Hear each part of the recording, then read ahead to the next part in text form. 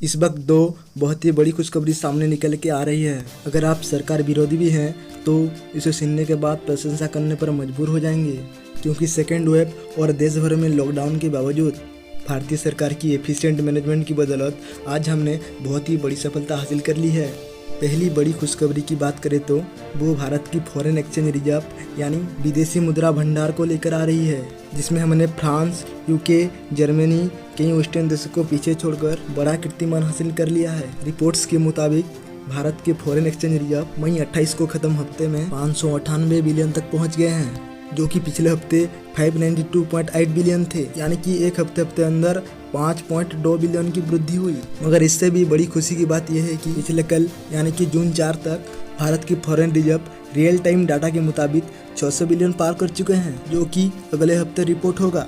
इस चीज़ की पुष्टि आरबीआई गवर्नर शक्तिकांत दास ने मीडिया के सामने आके पुष्टि दी और कहा कि ये भारत के लिए बहुत ही ऐतिहासिक क्षण है कि हम 600 बिलियन फॉरेन एक्सचेंज रिजर्व के रिकॉर्ड आंकड़े को क्रच कर रहे हैं। साथ में गौर करने वाली बात यह भी है कि पिछले $100 बिलियन भारत ने अपने एक साल में ही इकट्ठे किए हैं, जिस दौरान पूरे भारत में लॉकडाउन और कोरोना वायरस का प्रकोप रहा। एक्सपर्ट की माने तो अगर यही ट्रैक रिकॉर्ड रहा तो हम अगले 2 साल के अंदर 1000 बिलियन यानी कि 1 ट्रिलियन का रिकॉर्ड आंकड़े को भी छू लेंगे। कोरोना वायरस इस पे बाधा उत्पन्न न करे। इसी के साथ ये भी बताई जा रहा है कि जो भारतीय सरकार पिछले साल कॉर्पोरेट टैक्स पर भारी कमी करके ईज ऑफ डूइंग बिजनेस और इन्वेस्टमेंट से संबंधित जरूरी सुधार किए थे, फॉरेन एक्सचेंज रिजर्व में ये उछाल उसी का नतीजा है। जो एक्सपोर्ट पे उछाल देखने को मिल रहा है वो भी उसका बड़ा कारण है। वैसे जो भी हो, अब बस उस दिन का इंतजार है जब भारत का फॉरेन एक्सचेंज रिजर्व $1 ट्रिलियन के जादुई आंकड़े को पार करेंगे। इसी के साथ जो दूसरी बड़ी खबर सामने निकल के आ रही है वो भी दर्शाता है कि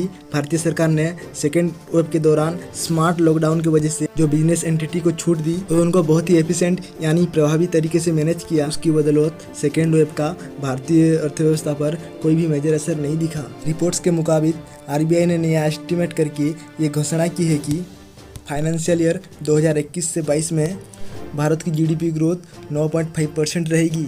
वैसे आप आरबीआई की डाटा पर भरोसा नहीं है, आपको यह लगता है कि ये तो सरकार के पक्ष में रहेंगे, तो आपको बता दूं कि अंतर्राष्ट्रीय संस्था मूडीज उसने भी भारतीय अर्थव्यवस्था का प्रोजेक्शन 9.3% रखी है, जो कि आरबीआई के डाटा के 9.5% का आसपास ही है। मतलब कि भारतीय अर्थव्यवस्था ने एक बार फिर से रफ्तार पकड़ ली है और 5 ट्रिलियन अर्थव्यवस्था बनने की रेस में बहुत ही तेजी से दौड़ रही है। वैसे हमने अर्थव्यवस्था के डूबने और -23% का गिरावट भारतीय सरकार पर ठोका था जिम्मेदारी, तो फिर इस बेहतर परफॉर्मेंस के लिए मोदी सरकार की तारीफ न करना। अच्छा सुनो, चैनल को सब्सक्राइब करो, उसके बाद घंटी बजा देना ताकि अगली वीडियो आपसे मिस ना हो पाए।